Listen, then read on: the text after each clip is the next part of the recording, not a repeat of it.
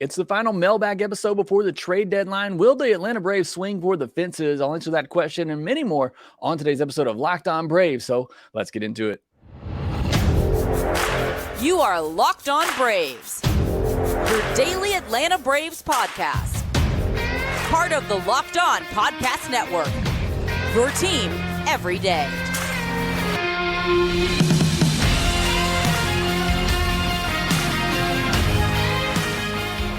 Hey, welcome back to Locked On Braves, part of Locked On Sports Atlanta, where we cover your favorite Atlanta sports teams each and every day. I am your host, Jake Mastriani. You can follow me on Twitter at shortstopball. Also, make sure you check out my written work over at bravestoday.com, where I've had a lot of trade coverage over the last week or two. Make sure you follow the podcast on Twitter at LockedOn_Braves. Send in any questions, comments, or feedback that you have for the podcast. Always enjoy hearing from you, and I try to make this show as interactive with you as I can. So if you're active on Twitter, on YouTube, wherever it may be, I really do appreciate all the discussion there. If you're watching on YouTube, hit that subscribe button, hit that thumbs up button as well to help support the show so we get more people chatting and commenting in the comments section. And thank you so much for your support on the podcast. All our everydayers out there, thank you so much for letting me know. Continue to let me know down in the comment section below on YouTube. But thank you so much for making Locked On Braves your first listen of each and every day. On today's podcast, this is our Mailbag podcast. Got a lot of questions to get to on today's episode. Obviously, a lot of them talking about the trade deadline coming up this next week. So a lot to get to there. We got deals happening right now as we are recording. So we'll try to keep you up to date on all the things going on there. Looks like the Dodgers may have acquired Lance Lynn and Joe Kelly from the Chicago White Sox as we sit here and record this. So might have some other breaking news while we're recording the podcast on this Friday afternoon. But let's jump right into the questions here because, like I said, got a lot to get to. May not be able to get to all of them here. We'll try to either answer them on Twitter or maybe we'll have time for another bonus episode this weekend, especially if some more deals go down involving the Braves. Cavs Buckeyes got a couple of questions here. First one says, in my opinion, the long-term two-hitter on this team is staring us in the face. It's just a question of if he's ready. Harris batting second keeps him and Acuna connected and allows you to play matchups well down the order. Is MH2 a good enough hitter at this point to do this? And the last question there is kind of where I'm at this point. I said coming into the year, I think the most ideal number two hitter on this Braves team is Michael Harris. But as I said before the season, I don't want to put that pressure on him right away. In his second season, still a young player, league still adjusting to him. He's still trying to adjust back. And it's a good thing they didn't do it from the beginning because it's a really slow start for him. But he's come on a lot here late. I still think there are some holes in his swing, some holes in his game, but he's obviously really come on here as of late over the last couple of months. And I'm at the point now where I think it's fine to at least try it. The lineup's already out for Friday. I had tweeted out the other day during the week that perhaps it was time to shake things up in the lineup. Brian Snicker in the front office apparently do not agree with that. They put out the same lineup as we've been seeing on Friday, which is fine. Again, I don't think the offense is necessarily the problem here, but I do think having Michael Harris hit second, you still have him and Ronald connected there. You got right, left, and then Riley with a righty, Olsen with the lefty. You put Ozzie behind Olsen, so that way they bring in a lefty for Olsen. Then Ozzie potentially gets to face him. Then you got Murphy, who's been slumping a little bit here lately as well. I've always liked Ozzie down in the middle of the order a little bit more because of that power that he has, being able to drive in all those runs. I think it lengthens the lineup a little bit more. And, then you have your combination of Ozuna, Travis d'Arnaud in the DH spot, Rosario, Kevin Pillar in left field, Orlando Arce in shortstop to fill out those last three spots in the lineup. So I agree with you. I think Michael Harris is the obvious choice to be the team's number two hitter at some point. I just don't know if he's ready for that yet, but I think ultimately that's probably where he fits in if he is going to be the kind of hitter that we saw last year and the kind of hitter he's been over the last couple of months here. Another one from Cavs Buckeyes. Why isn't Ronald Acuna Jr. pulling more of his fly balls? What do you think? Expect from a little bad luck is causing this, other than a little bad luck, what's causing this slump? And it's been a week-long slump for Acuna.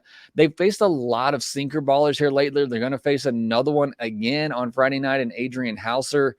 You faced a lot of sinker ball pitchers over the last week or so. So you're seeing a lot more of those ground balls from him. Look, he's human. He's going to go through some slumps as well. What's really interesting is the ground ball rate is at nearly 50% this year, even higher than it was last year. And last year, you kind of attributed it to the fact that, didn't have his legs under him, wasn't able to get under the baseball. Well, he's still getting on top of the baseball even more than he was last year. This year, you're seeing more of those balls get through. He's still squaring up the baseball a lot more, and he's hitting the ball harder, allowing those balls to get through. Maybe the shift going away a little bit helps some, getting some of those hits on balls up the middle. But he's still hitting the ball on the ground a ton. His pull percentage is actually the same as it was last year, which both of those numbers this year and last year are lower than previous seasons. So he's not pulling the ball as much. He's actually hitting the ball up the middle a good bit more the last two seasons. Maybe it's the way pitchers are attacking him. They've always tried to get in on him. And again, especially when you're facing those sinker ballers, you're going to see more pitches on the ground to the left side when that's happening. I don't know the obvious answer here. I'd have to probably do more of a deep dive, go back, watch some of these games and how pitchers are attacking him. But one thing is certainly curious. He's hitting the ball on the ground 50% of the time. Now, with how hard he hits it and how fast he is, it's not that much of a concern. But again, Braves fans would, I'm sure, and Ronald himself would like to see that launch angle get back up a little bit to see those home runs come, especially in pursuit of a 40-40 season. And that last one from Cavs Buckeyes, what's the biggest possible swing you can imagine the Braves make at the deadline, like their 90th percentile trade? So the best trade I think the Braves can make, I don't think the pitcher is out there right now. And maybe Blake Snell, if that were the one, big ticket pitcher, but still that's a rental.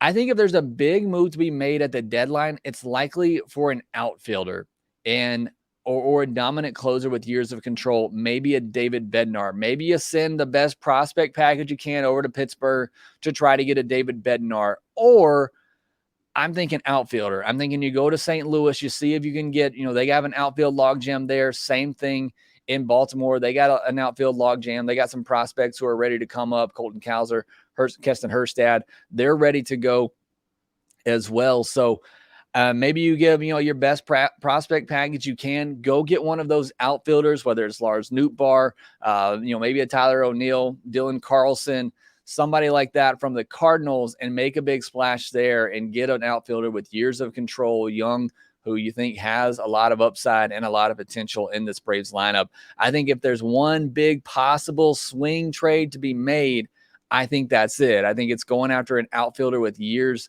of control to kind of shore up that left field spot.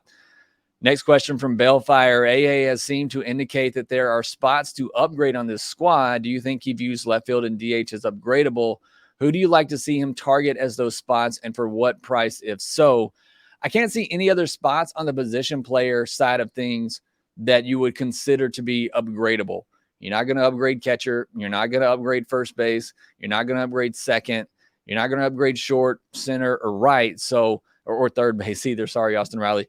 So the only two spots in the lineup that are really upgradable are left field and DH. And I think you can make the case that you could upgrade DH by putting Travis d'Arnaud in there a little bit more frequently. So I really think it comes down to left field. And I think that's really, if you're looking at a position player spot that can be upgraded, I think that has to be the one spot. But as we know with Alex Anthopoulos, he's looking everywhere to try to make this team as good as it can be. I just mentioned I'd like to see them go to the Cardinals, Orioles, who both have a logjam in the outfield, see if they're willing to give up, some of those young, talented players with years of control, and the Braves maybe giving them some pitching if that's what they need.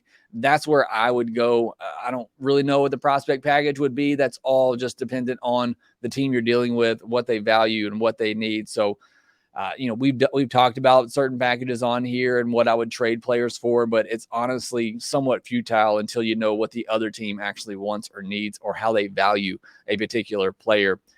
Jake MC23 says, who are some players the Braves may be looking at that might be under the radar? I'm not sure. That's why they're under the radar. One thing is for sure, and I just said this a moment ago, is that Alex Anthopoulos is turning over every possible stone out there to see what types of moves that can be made.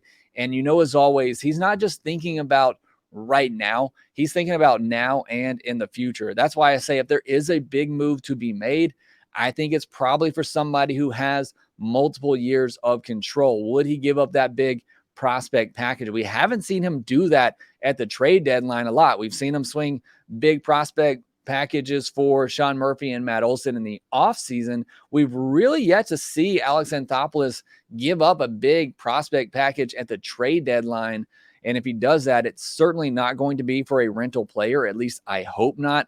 A lot of people talking about Von Grissom, where he will go. I've been very adamant that if you're going to trade Von Grissom, it cannot be for a rental. That has to be as part of a big package for somebody with years of control. So again, I don't know where Alex Anthopoulos is going. Nobody does. It's why you don't hear any rumors about the Braves, but I can tell you this. He's looking and exploring all possibilities out there, and he's exploring the short and long term when he's looking at all this. And again, he may do nothing, but I guarantee you he's doing his homework, doing the best that he can, and it's probably something we're not thinking of, and we'll all be surprised about it. The Braves Twitter will announce it when it becomes official, and that's how we'll all find out. The Braves do a great job of keeping all of that in-house. Got a lot of other questions to get to, more trade deadline questions, biggest concerns for this team going forward. We'll answer more of those questions here next.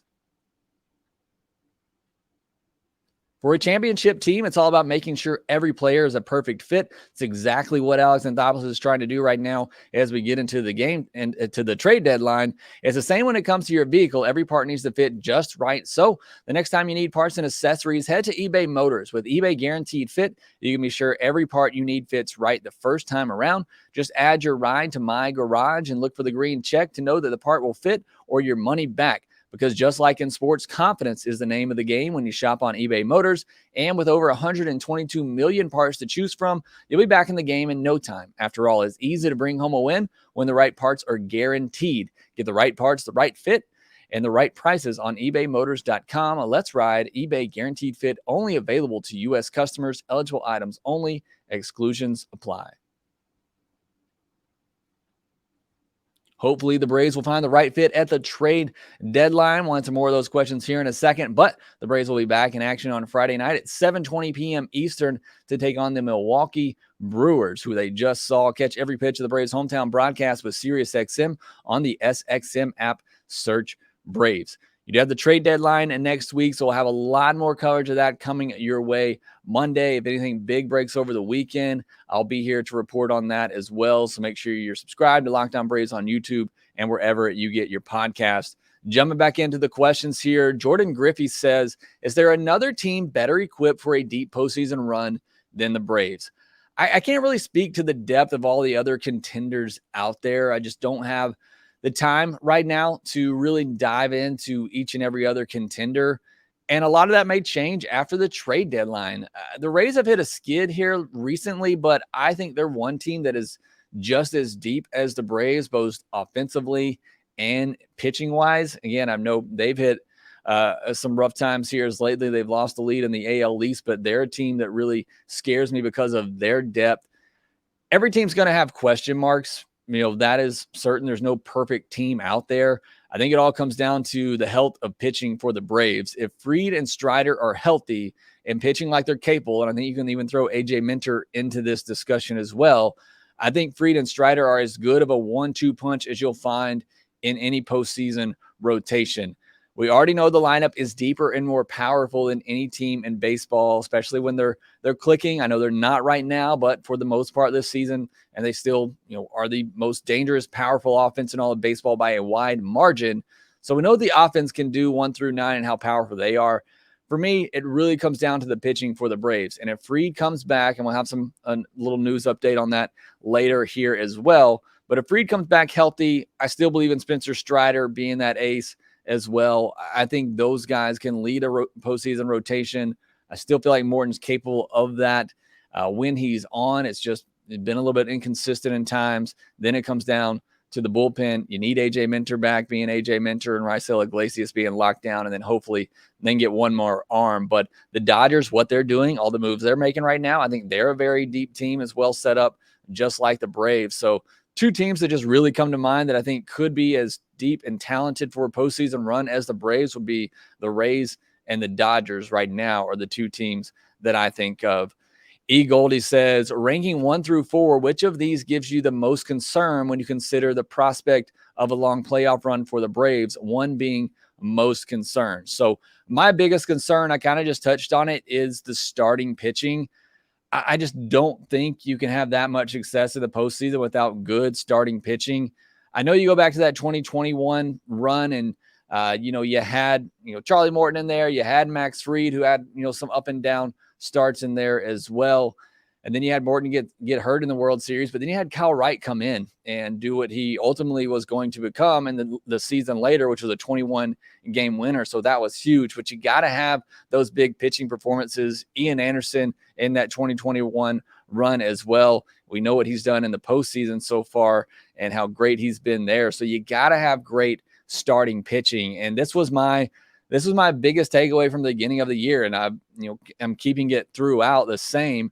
For me, it all comes down to Spencer Strider and Max Fried being healthy come postseason time. That is my biggest, I don't want to say concern, but it's the biggest thing for the Braves in increasing their chances of winning a World Series, having those two guys healthy at the top of the rotation. So I would say starting pitching is my biggest concern. If they're healthy, it's not really a concern for me. It's just a concern of getting them healthy. Defense, I would put number 2. It's been somewhat of a problem area for the Braves all year long. They're strong up the middle, but we talked about it the other day or on yesterday's podcast, first base, second base, left field have been some big weaknesses here lately, and you've seen it cost the Braves some games here. So you know how big that can be in the postseason, giving teams extra outs. You combine those with walks, and you can really see an inning unravel and a game get away from you. So defense. Then I'd put bullpen. I'm sure a lot of people will probably put this a little bit higher on their list, but again, I just think you got to have starting pitching. A lot of games are decided in the first 5-6 innings of a game. So I think you got to have some good starting pitching, got to play well defensively. You can't give teams extra outs in the postseason. And then you have to have a good bullpen. It is a concern for me, no doubt. I'm hoping there's going to be some fixes and some enforcements at the trade deadline as well. I'm also hoping Minter comes back healthy, Dylan Lee, Jesse Chavez. They get, Kirby Yates, Joe Jimenez start pitching like they're capable of. Maybe Ben Heller becomes a weapon, maybe Daysville Hernandez. There's just a lot of ifs right now in the bullpen. I think they're guys that could step up and get it done. Maybe AJ Smith-Shawver plays into that as well. But it is a concern, but I'd put it number 3. And then 4th on this, I would put complacency with a large division lead. That is a concern. We saw it with all those teams in the 90s, early 2000s. They'd wrap up the division in late August, early September, and then kind of coast to the finish line and then lay an egg in the postseason. So there is that. You even saw it last year with the Braves, having that little bit of layoff. They kind of came into that Phillies series flat. Phillies were playing high after winning that wild card series, but you got to get over that. I'm sorry. I don't know what else to say, but you got to get over that. You're playing for pride. You're playing for your team. You're playing for your teammates. You got to get over that, and you got to find a way to get yourself pumped up and motivated. And if you can't do that in the postseason, then that's just on the players themselves. So it is a concern, but it's the least of my concerns in all of those mentioned. So starting pitching, defense, bullpen, complacency, that's how I would rank them in order of most concern to least concern. Ian Bolger says, what player prospect package would be needed for us to acquire Josh Hader? I think J.R. Ritchie or Spencer Schwellenbach would be good enough straight up. Remember, Hader's a rental, so I can't imagine they get too much for him. He is probably the best reliever on the market, him and if David Bednar were available. But I could see the Braves giving up, and I kind of go off the package that the Angels just gave up for Lucas Giolito and Ronaldo Lopez. They gave up Kai Busch in that deal, who was one of the Angels' top pitching prospects, who has a lot of upside but has had some injury concerns. So that's why I kind of throw J.R. Ritchie and Spencer Schwellenbach in that, because those are two of the Braves' better pitching prospects. They've had some injury concerns. Schwellenbach coming back from that. Ritchie just going down with it at the beginning of the year. Will be out for a while. But they are two high upside arms that I think would interest the Padres. It'd be a lot to give up for a rental in Josh Hader. But again, he's going to be one of the better relievers available on the trade market if he is available. So it's going to take, a pretty good prospect to get him. Agnes Richard, I hope I'm saying that right, says, if Orlando RC is the answer at shortstop and the team deals one of the other two, Shoemake or Grissom, who do you think would be gone in this trade deadline? Thank you, and go Braves. Depends on the type of deal. For Shoemake, I think he could be dealt in a small deal. I've never viewed him as more than a utility type of player, bench type player. He does have good defense. If the bat were to come around, it would look like maybe it was going to happen in spring training and at parts at the beginning of this year. But I think the bat's still somewhat inconsistent, that he is still viewed as a bench utility type piece. I could see him being dealt in a smaller deal for maybe a rental or somebody with another year of control. If it's for Vaughn Grissom, and again, I've said this explicitly for the last month and a half now since we've been talking about the trade deadline, if you're going to move on Grissom, it has to be in a bigger deal for somebody with years of control. I think he is the most valuable trade chip the Braves have right now. He is major league ready with the bat. It's all just dependent on where can you play him defensively, or do you have a DH spot open for him? But he's proven all he needs to with the bat, honestly, at the major league level. I know he didn't show the power while he was up this year, but still, made things happen, got on base, but he's been crushing it at the AAA level. Hasn't had the home runs we talked about the other day, but over 24 doubles already this season. So many multi-hit games. I mean, the bat is there. The bat is ready. He's major league ready at the plate. So I think he's the most valuable trade chip for the Braves. If they're going to move him, it has to be for somebody with years of control. But I can see both of them getting dealt. But again, I think it depends on the type of deal. Shoemaker in a smaller deal, Grissom in a bigger deal with a player that has a lot of control. James Bailey, is there any explanation why we do not see Travis d'Arnaud more than we have, particularly with the slump Ozuna is experiencing? Couple of things. Ozuna was one of the best hitters in the entire sport, honestly, for a 2-month period this year. It's going to take more than a few cold weeks for Snitker to take him out. I would agree. We're somewhat getting to that point. And I think if we get through, this weekend and he's still really struggling, he has a month of July that was pretty much just as bad as the month of April. And then you got 2 good months in between there. Where is he at? I think you at least have to start giving more opportunities to Travis d'Arnaud or other people in that DH spot for sure. I think it's also partly because you want to keep Travis d'Arnaud healthy. He is so valuable as that backup. If something were to happen to Sean Murphy, you want to make sure he's healthy. He's dealt with a lot of health issues in his career, and he's not getting any younger. So I certainly think that's part of it. Is Ozuna, again, was just so good for a 2-month period there. Snitker's always kind of slow to change and to pull the trigger on these types of things, which I'm not necessarily saying that's a terrible thing, but that's just the way that he typically manages. And I think you want to keep Travis d'Arnaud healthy and have him there as that backup if something were to happen to Sean Murphy. A couple of late entries here I want to get to. Joey Milby says, no Ohtani, cost doesn't matter. You can drop anyone on our active roster and add any player in MLB. Who would you add to increase our odds the most to win a World Series? I'd add McClanahan to the rotation and either drop Tonkin and move Chirinos to his role or drop Chirinos. I think you're spot on, Joey. If there's just one player that I could add, not named Ohtani, I'd add whoever the best starting pitcher is in Major League Baseball that the Braves don't have currently, and that's probably Shane McClanahan. So I think you're right on with that, and I'd drop Chirinos in a heartbeat. Joey Milby, is Vaughn Grissom still the shortstop of the future, or has that title moved to Ambiorz Taveras or Nacho Alvarez? If he is not, and he is a Brave in a week, is it time for him to start shagging fly balls or move to left field? I don't think the Braves know that yet. I don't think we know enough about Ambiorz Taveras and Ignacio Alvarez yet to say if they're the shortstops of the future.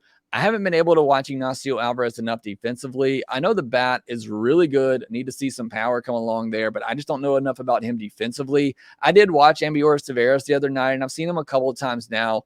The actions look really smooth at shortstop, and he looks confident. He has that swag about him at shortstop where it just feels like he's going to make all the plays. He has that type of confidence, which I think good defensive shortstops have to have. So I feel pretty good about him on the defensive side of things, but the bat's got to come around. I mean, he's striking out over 40% of the time in low A. That doesn't trend well for hitters. So if you combine the two, and again, I don't know, Ignacio may be just as good defensively. I haven't watched enough of him, but I think we don't know enough about either one to say that they could be the shortstops of the future. Your point on Grissom, though, I do think it has to come to a decision. Is Grissom the shortstop of the future? And if not, then I think you do have to start working him into the outfield equation because, again, another point that I've been stuck on for a while, I think he becomes a Chris Taylor type player where you just kind of, you get him in there wherever you can and you get guys days off here and there, whether it is in the outfield or on the infield, and you get his bat in there and you give guys days off. Maybe Grissom starts 4 or 5 days a week, and then you get him some DH at bats as well. So I think that's the decision the Braves have to make. I said at the beginning of the year, you give him this season to try to show what he can do defensively at shortstop, and then you have to make a decision. Can he be your future shortstop, or do we need to turn him into that super utility player? So it is a question. I think it's still a question, and it's one the Braves probably need to answer pretty soon because, like I said, that bat is ready. And if you can find other ways to get him in there, I think maybe you need to try to do that at this point. So we'll see what happens there and what the Braves decide if they continue to keep him at shortstop or maybe move him off of that. Maybe they've tried him in left field and it just didn't work out and it didn't look good enough. But again, I think you got to find ways to try to get that bat in the lineup. Sean Griffin says, love the podcast, everyday listener while getting ready on my way to work. Glad to hear that. Thanks for sharing. He said, here's my question. What's up with the yo-yo decisions of Soroka? One game he's back pitching, the next he's back down at AAA. He's not doing terribly, has some things to work on, but what do you think? I'm right there with you. I do not understand. And Chirinos is probably going to go out and throw 6 shutout innings on Friday. And boy, do I hope so. But I do not understand the decision at all to send Soroka down. He's supposed to start Ed Gwinnett on Friday night. So it's not a matter of sending him down and giving him a break to kind of give him a rest and hold his innings down. That doesn't seem to be the case in what they're doing. I don't get it. Chirinos looks terrible on paper. And again, maybe he comes out Friday night and proves us wrong. Maybe the Braves saw something in him that they think they can change to turn him into a solid 4th or 5th starter. I think Michael Soroka's been a solid 4th or 5th starter. If you lower your expectations of what he can be, and hopefully Braves fans have done that at this point, I think he's been fine for a 5th starter. I don't get it myself. I don't love the yo-yoing back and forth between AAA and major leagues. I just don't think that's good, particularly for a young player who's trying to make their way in the major leagues. But even for Soroka with where he's at and the success he's had and trying to gain some footing and trying to get back to the major league level and prove that he can succeed there, you just keep moving him back and forth. You've seen it this year with Schuster and Dodd and the seasons that they've had being yo-yoed back and forth. You saw it with Kyle Wright for many years, Bryce Wilson, so many pitchers. I think the Braves have, I don't want to say ruined, but they've really hurt their development because they just keep sending them back and forth. And again, I always say this, the Braves know better than I do. It's why they have these jobs. It's why they have such a great organization, but I don't get it. I don't love it. I can't imagine the players love it.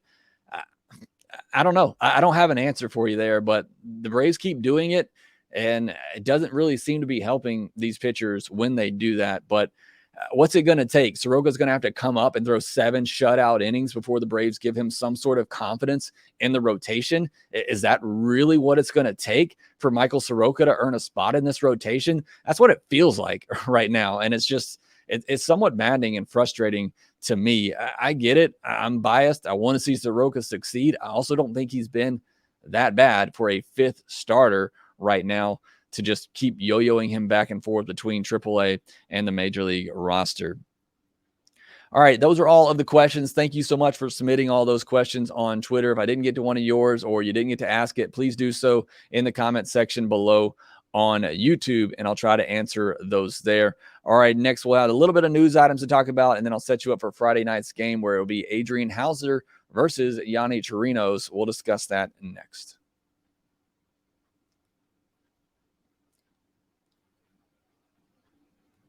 I mentioned there might be some trade news happening as we were recording. It looks like Jeff Passan is commenting on the full trade that is happening between the Dodgers and the White Sox right now. The Dodgers are receiving Lance Lynn and Joe Kelly. White Sox getting Nick Nastrini, right-handed reliever Jordan Leisure, and Trace Thompson. So looks like Nastrini is the big prize pick, big prize prospect going back in that deal. So Dodgers have been very active here lately. They got Ahmed Rosario, Kike Hernandez, and now they're getting a couple of pitchers. I really liked Joe Kelly. I thought he would have been a great fit for the Braves, and I said he's somebody that I thought definitely gets moved at the deadline. Looks like the Dodgers jumped on that. So Dodgers very active here at the deadline. I'm sure we're going to see a lot more moves coming over the weekend. Again, if anything happens along the Braves, anything big at least, I'll make sure to cover that here on the podcast. Max Fried still has not been scheduled to start for Gwinnett. We don't know when that's going to happen.